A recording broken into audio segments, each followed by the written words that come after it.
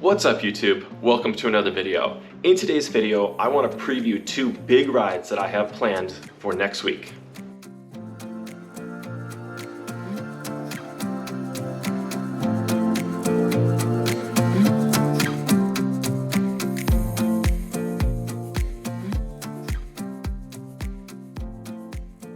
Number one, the Rapha Compass Challenge for 2021. This is a challenge that Rapha put out to the general public. It takes place between July 12th and July 18th. And what it is you sign up and they provide you with 4 GPS coordinates. You choose the major city that this is going to happen in, and for me the closest major city is Los Angeles, so I chose Los Angeles, and then they sent me 4 GPS locations that I have to ride to. Now you can do this a number of different ways. You can either break it up into like 4 short rides, or you can do one long epic ride. And since I have to actually travel up to LA to make this happen, I decided to do one long epic ride. It's going to be a 95-mile 7,800 foot elevation ride in Los Angeles coming up next Tuesday. So I'm super excited about that. I'm going to show you the bike that I'm going to be using for it, and then we're going to talk about my second trip that's going to be happening that following weekend. That's right, you guessed it, the vintage Trek. I am still riding this bike. It's a vintage 1988 Trek 400 stainless steel, rim brakes, down tube shifting, and geared not for hill climbing, but that's okay. That's what we're gonna use because that's what I have, and I actually really still love this bike. In fact, it's actually grown on me even more since in the 6 months that I've been riding it. Absolutely love this bike. I think it's a great bike. I do still have plans to purchase a modern road bike, carbon fiber, disc brake, all that stuff, but for right now, this is what I have. This is what I'm going to use for the Rapha Compass Challenge. It's not geared for all the climbing, but that's okay. We're going to make it work, and we're going to have a lot of fun doing it. It just makes the challenge that much harder, and I like that. The only extra thing that I'm going to add to this bike would be an extra bottle cage, because there's a couple spots that are a little bit remote on this route. I know even in LA, how can you get remote? Trust me, they found a way. And so I'm gonna get an extra water bottle cage on here so I can carry 2 water bottles, and that should take care of it.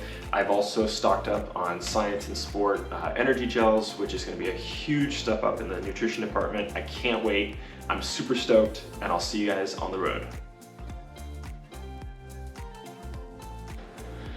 And number 2, a long overdue bike packing trip. And I'm hoping it goes a lot better than my last attempted bikepacking trip. But this one is going to take place the weekend following the Rapha Compass Challenge ride. So that weekend, I'm actually going camping with my family and my parents up to Idlewild, California, up in the mountains.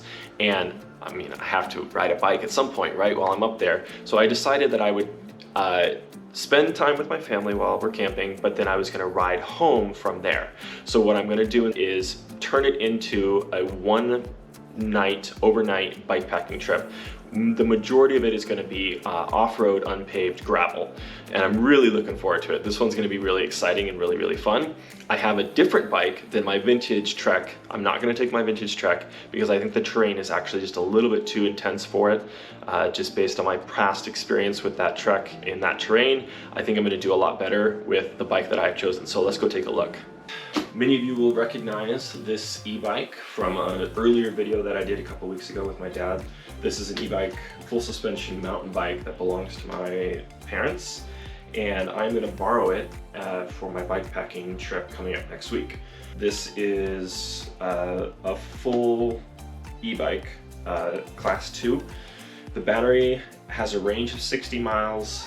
My overall trip length is 120 miles, so I'm actually going to bring 2 batteries, and these things are these things are heavy. I don't know, maybe this is like 5 pounds, probably, maybe even more. I'd have to put it on a scale, but it's a hefty battery. But 2 of these at 60 miles, 120 miles total range should be plenty to get me where I need to go. And there is a rechargeable function on the bike in a certain gear at a certain speed. It'll actually recharge the battery, which is really nice. These are the packs, the Apidura packs that I'm gonna fit on here. I'm gonna try to travel light. The bike by itself, just stock, when I put it on the scale, is 63 pounds, which is crazy. But you know, it's a full suspension e-bike with fat tires. It's just a heavy bike, and that's fine, because as long as you have the battery going and the e-bike function working, it doesn't feel like that when you're out riding around. So, and whatever I managed to pack into these bags, it'll be under 25 pounds, so it's not going to be a big issue or a bunch of extra weight.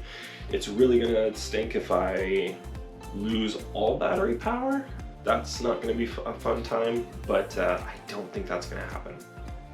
So it might look a little bit different than when I first showed you on the video a couple weeks ago, but I took the fenders off, a headlight on the front as well, and I swapped the pedals out as well to my Shimano SPD pedals, so I can clip in with my gravel shoes, and then I put my saddle on here as well, just it's more comfortable for me.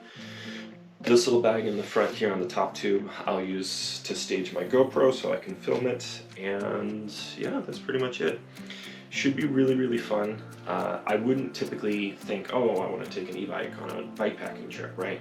And I thought about taking my Trek and just doing what I did, you know, back in March, which was riding around the backcountry of San Diego County, and but I thought the terrain might be a little bit too intense. The route that I've chosen has a lot of fire service roads, and just from my limited experience on those here in this county, they're pretty rough. So I thought, you know, it'd be better to have a mountain bike or at least a full gravel bike.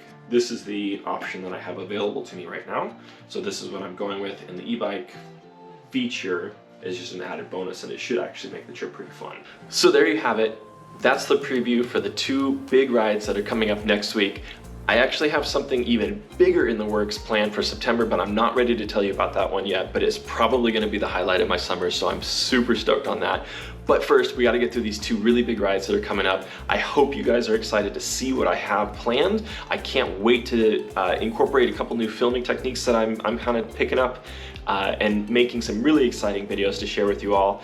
But please stay tuned to this channel. If you haven't already, please drop a like and subscribe to the channel. That's all I have for you today, and I'll see you all very soon. Bye.